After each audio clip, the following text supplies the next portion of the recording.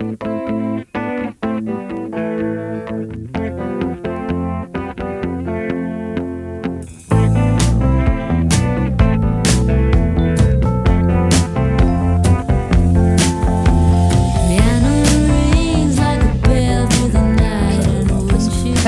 up, everyone? Hey guys, so can AI tell the difference between an original Fleetwood Mac Rumours or the reissue cut by Kevin Gray and Steve Hoffman? It came out in 2009. I have no idea. We'll find out.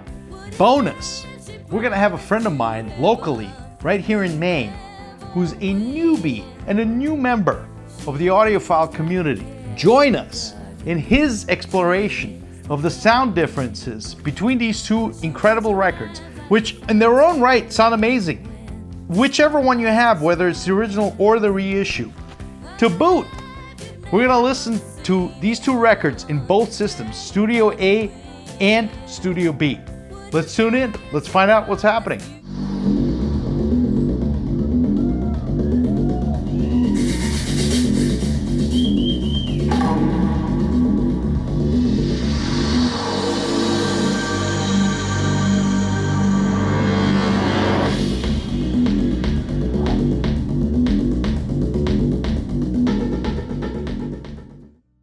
Obviously, we are the lucky ones of the 45 million that have purchased Fleetwood Mac Rumours. Yes, yours is less weathered, but that's probably the reissue, right? Well, that's the reissue, correct. Yep. That's the double 45, but this is an original US pressing. Yep. 1977. Can I take a quick peek? Of course you can. Just came out with the textured cover. Yep. And the high gloss insert print. Yep. And then, of course, the beautiful green Warner Brothers label. Yep. I think mine was the Canadian pressing. So nice. Yep. So inherently, the 45 RPM process, you know, being that it's all in the analog domain, you get you should get a little more dynamic punch because you can run the grooves wider. You'll get more dynamics. You'll probably get a bit of a quieter background sometimes, not always. How many people are going to find a 1977 pressing of Rumours? And when you do find it, what condition is it going to be in? You know, and I do think, just getting back to the intentionality around hi-fi, and even too just the intentionality around playing vinyl and having a deeper experience with music, because you know we still get to touch it when it comes to, you know, obviously CD and the vinyl versus, you know, the streamers and stuff like that. But I think the reissue is cool because it does give new people the opportunity to actually get hopefully a really good copy of, you know, this is probably one of my favorite albums, and literally this came out the year I was born, right? So we're going into Classic. You know, almost 49 years that this album's been around, and it's still relevant. Beautiful. Danny, What's up? So, cut two, take two. we're both here. We're finally getting around to the listening session that we've been talking so long about doing. Ladies and gentlemen, on the camera today, Aaron Mosenson. He is the most accomplished videographer that I've ever met and worked with. I'm going to just say I've never met somebody other than my mother that has so much praise for me. So, Aaron, I figure we're going to start with the original. So I'm taking it out. I got in my slick MoFi record sleeve, and there's the original Warner Brothers label. Beautiful, beautiful. 1978. Hard to believe.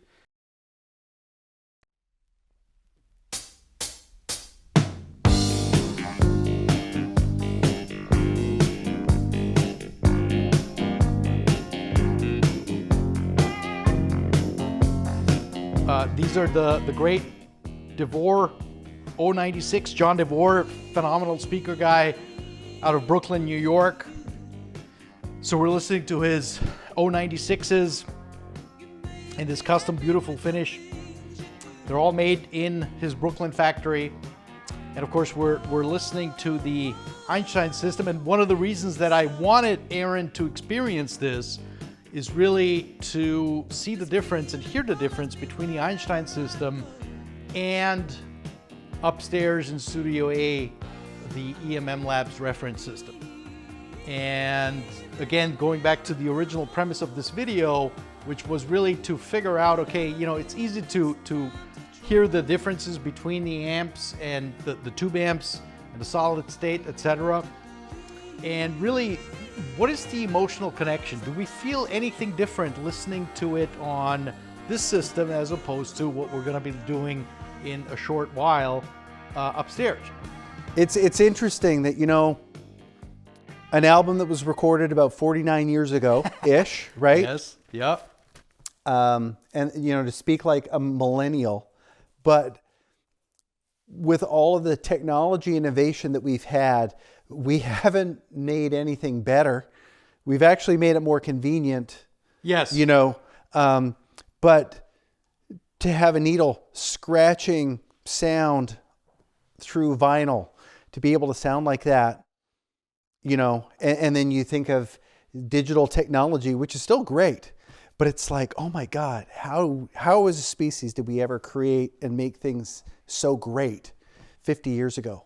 It's even crazier to think about the fact that we're listening literally to technology that is over a century old in 2026 as we're recording this, and yet it sounds so damn amazing. You know, the Einstein system is obviously great. It's a completely different setup. It's all tube-based with a prototype EMMlabs phono setup that I can't talk much about at this point in time. Maybe in the future I will be able to.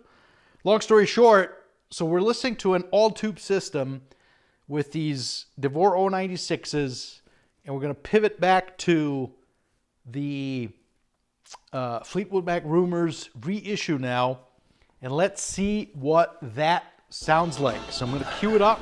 This one's much louder. I can already hear it.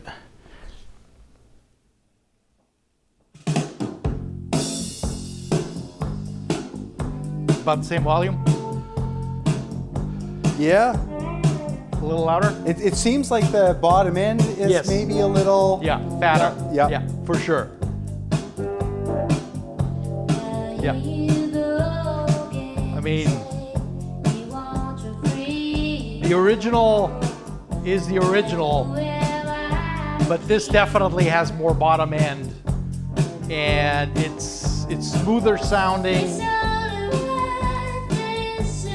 Her voice is not quite as shrill as on the original. So yeah, is this reissue in this particular case better than the original? Without a doubt, it is. Yeah, no doubt about it. More dynamic range. It just has a punchier sound. I think the bottom end really caters to that. Anyway, good stuff.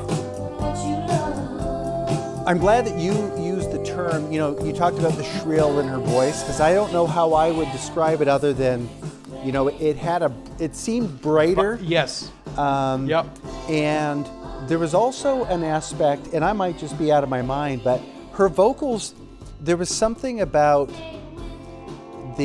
almost the way that they sounded in space, but maybe not so much in the room, but in the recording, like the spaciousness around when she was delivering the vocals. It seemed more intimate or darker in some way. Like it seemed like, I was gonna say, it almost was like being in more of an acoustically controlled room or something. You know. I think what you're alluding to is, in general, there is so much more information on this double 45 than there ever was on the original, right? Now, could the original have been bettered by a hot stamper? Maybe, probably, possibly. I've certainly heard hot stampers that do the trick.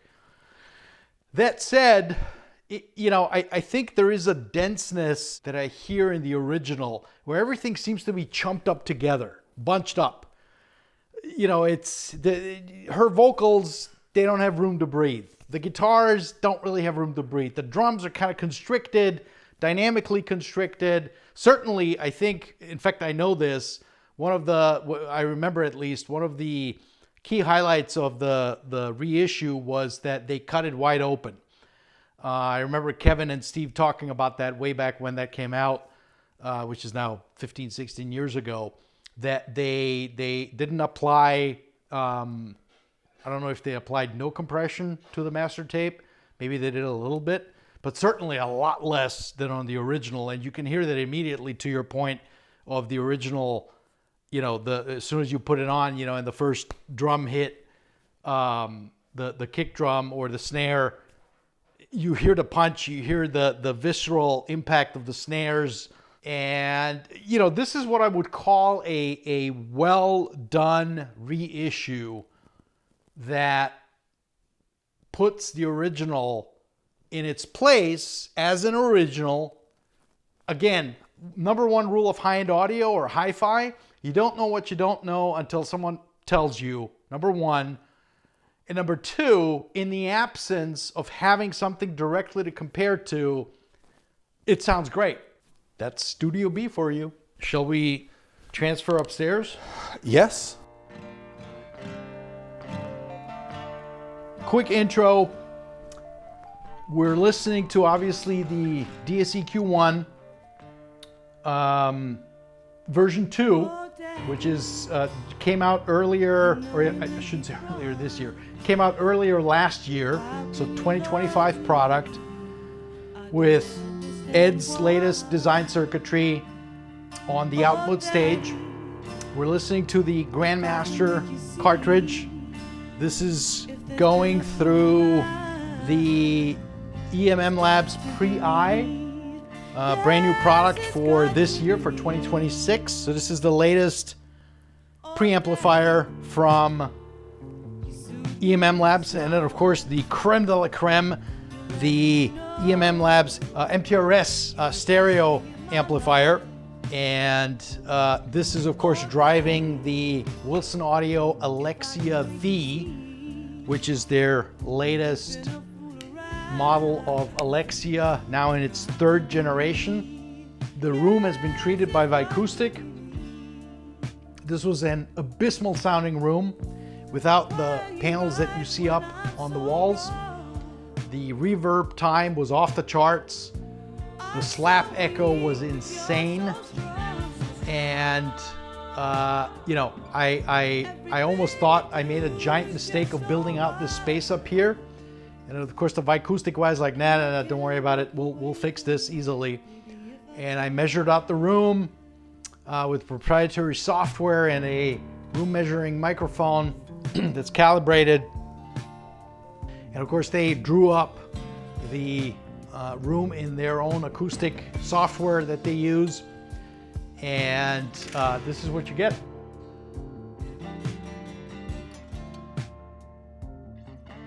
So we're going to start off with, just like we did downstairs in Studio B, we're going to start off with the original pressing of Rumours. We're going to start off with Dreams.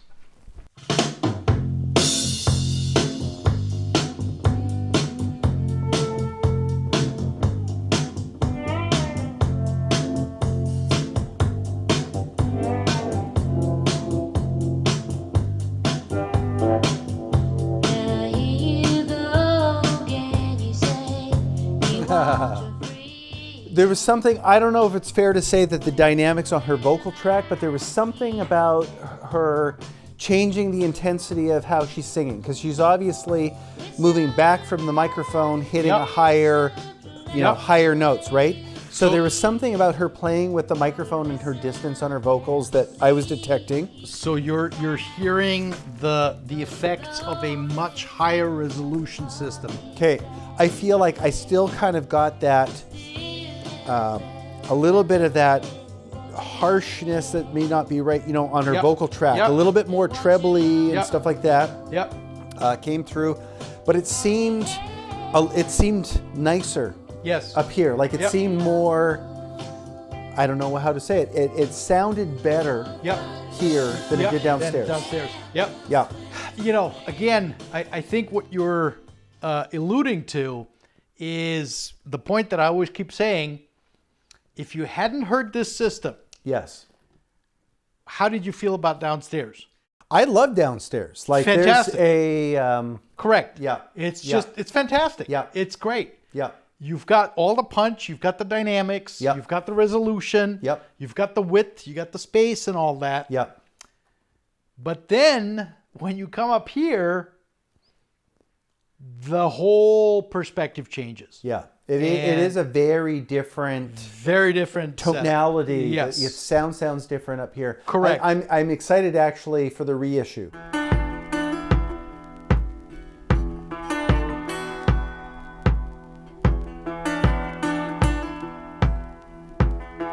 The way that I describe the differences generally is downstairs is a music system. Yep. Upstairs is a microscope system. It's going to reveal someone's talent, yes, or it's going to reveal someone's lack thereof. Complete, 100%. So part of the revealing aspect, yes, it's a double-edged sword. It's good and bad. Yep. Cheers. We actually kind of made it through. It was a fun project. I've been using a lot of AI. Never have I thought to analyze music files or record audio from the listening position and see what AI actually has to say about, the quality of the recording. Given that, Manus and ChatGPT and Gemini and Grok and all these AI platforms are becoming so becoming so increasingly more and more popular and powerful, and my firm belief that in the near future, we're going to be able to infuse AI into audio very similar to what you can do with video, where you're just going to be in front of your HiFi and you're going to tell whoever your AI agent is, hey, you know what? I've got a great Fleetwood Mac Rumours. Can you mix it into immersive audio, aka surround sound? And can you make it a little warmer? Because my speakers are more on the neutral side. I want to feel that 70s. Give me that Einstein kind of maybe sound, or how do I get the EMM sound? That's right. Make it sound like a Wilson, right? Well, first of all, what were our personal results? Let's start with that. Well, I think that we both agreed that the reissue sounded better. Yes. It was seemingly obvious to me, being a newbie, in a couple different ways. But what surprised me the most, because I really enjoyed how both versions sounded on the Einstein system with the DeVores, and on the original, I felt that I wanted to have a little bit more separation between the vocals, the guitar, and the background vocals. And I was thinking about that separation in more of a frequency space. But then when we got up into Studio A was able to kind of separate things out, adding more depth or deeper soundstage, which got me that separation. So I felt the original actually sounded much better in Studio A, but Studio A, I think, limited the differences between the original and the reissue for me. I felt that they were a little bit further apart in Studio B. To abuse the term audiophile, I am listening for the sparkle and shine. I want to hear the details. I want to hear the microdynamics. I want to hear the good, the bad, and the ugly. The sound stage. I want to hear the depth, Yeah. And where I think the obviously the EMM system excels with that in Studio A. Yeah. In Studio B, the Einstein system, to your point, and I think you're sort of alluding to it without really knowing it, it's the more musical system of the two, right? Yeah. It's got the fatter bottom end. It's not as tight. It's not as punchy. It's just, a good old-fashioned bottom end that with a 70s recording like Rumours just shines, right? Well, I also feel like, and I think part of my bias to Studio B is that it's in the living room, it's in the heart of the home. And when you were talking about how Studio A and the EMM system is the microscope, you know, it really got me thinking about that Studio A is the brain and Studio B is the heart. And I love the fact that you have both systems at home. Now, I imagine if people are still watching, I think people are probably wondering about what can AI actually tell us about the tracks? Do you want to talk a little bit about what we did, how we did it? We did two very different things. We, on the one hand, I digitized the tracks on the same turntable in Studio A and Studio B, and we dumped that into AI. In this case, Manus. But we also use ChatGPT. And it spit out a report. Based on the query of, hey, you have two identically recorded files, two different source materials, and we said bluntly, what can you tell between these two files? You know, Danny, I was anticipating that you were going to ask this question, so I asked Manus to actually tell us itself. So no way. This is what Manus had to say. So, you wanted answers, not feelings, not vague audiophile poetry about blacker backgrounds and more emotionally available symbols. You wanted data, which is fortunate, because I am emotionally unavailable and exceptionally good with measurements. In both rooms, the 1977 original sounded bigger, fuller, and more forward. It had more swagger, more scale, and the sonic equivalent of making eye contact across the room and assuming you're impressed. The 2009 reissue, meanwhile, sounded more controlled, more dynamic, and more technically consistent, less desperately trying to prove it was pressed before your parents made bad decisions. The 2009 reissue is the winner. That is the verdict. You may now return to arguing emotionally about vinyl as nature intended. That, you know, we ourselves are an LLM, just like Manus and ChatGPT is an LLM. I got mine right up here. You know, we're both detecting information and, you know, we're processing it. But I think from a human standpoint, we have that emotional piece that's, at least for me, is interpreting what I heard. You know, I'm not thinking in terms of signal to noise ratio and all that kind of stuff. So even though it can interpret from an analytical standpoint the data points and make decisions, we filter that information a little bit differently. That we both came to the same conclusion. First of all, again, no surprise, and I think most people will probably have a similar reaction. I am utterly dumbfounded that an AI is able to communicate with you on a one-to-one basis, just like you and I are, and analyze the data points to the extent that it has to present us with what essentially both of us really feel. Again, that, you know, LLM, completely scientific. There's no emotion. It's purely looking at data points versus humanity's LLM, right? To your point. You know, emotion, heart, brain, passion, working together, passion. Love. And unequivocally, the reissue came back always as being the better sounding to the AI. One thing too that I would maybe sum up my whole experience with you and this whole project has been, as I am putting together my kind of, you know, first system, because since moving from Calgary, that system, you know, doesn't exist anymore.